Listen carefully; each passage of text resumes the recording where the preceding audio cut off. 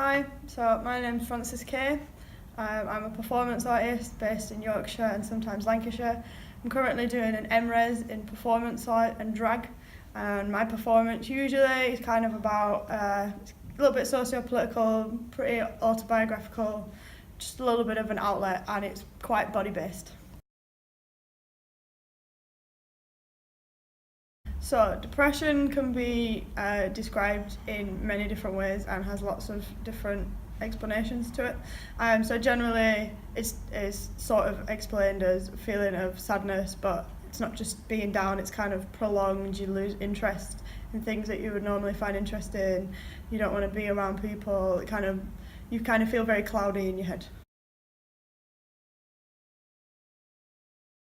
So I have what I describe as high functioning depression, which can vary massively. So I can go from being super high functioning, I'm doing 17 things at once. If I'm not doing 17 things at once, I'm putting pressure on myself to do it. So I juggle projects, I juggle work, I juggle uni, I juggle the social life. Everything has to be non-stop, constantly going.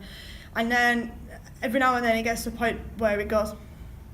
And that's kind of when you would say that the depression has kicked in. I'm not interested in wanting to do anything. Everything I've done is wrong. Everything I've done has been terrible. I feel ridiculous. Nobody likes me. All my friends hate me. Really in your head, like really struggling, trying to deal with it. So I'm either here or I'm here, and there's no in between. And the only reason I know I've been happy is because I've gone back down and I'm like, oh, I wasn't like this last week.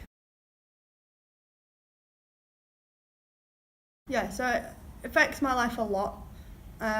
Affects a lot of friendships and relationships that you have.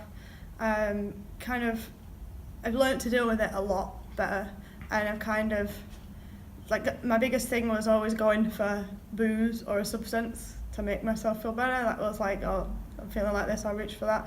So the biggest thing for me is kind of not doing that anymore, like really controlling, like knowing when I want to be in that state of mind and why I'm in that state of mind, and just accepting that actually, yeah, I am in that state of mind, but it's okay. And it might last an hour and I might need a cry, or it might last a day and it might be like, pfft. But you let yourself have that, and that's kind of been the thing for me. Give yourself that time, and then the day after is better. It's already better than the day before. So there are 3 things that really help me. One of them is spending time with my friends that are really good friends and kind of know what I'm like. So when I'm having a bad day, they know about it.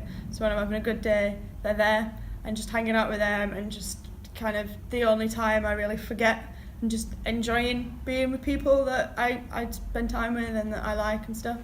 The second thing I do, I have to organise everything, because I know that high functioning persona is always going to be there. So the more I organise, the easier it becomes to deal with, and the less stressful I find it, because I know what I'm doing when.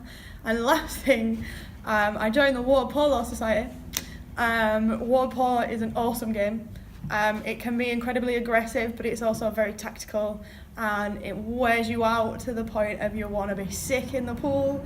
But the tactics involved and the amount of energy your body has to expel, and even a little bit like the grappling with your defence players, all that kind of for me is great for just releasing my stress of the week, relaxing myself, tiring myself out, and just making myself feel really good.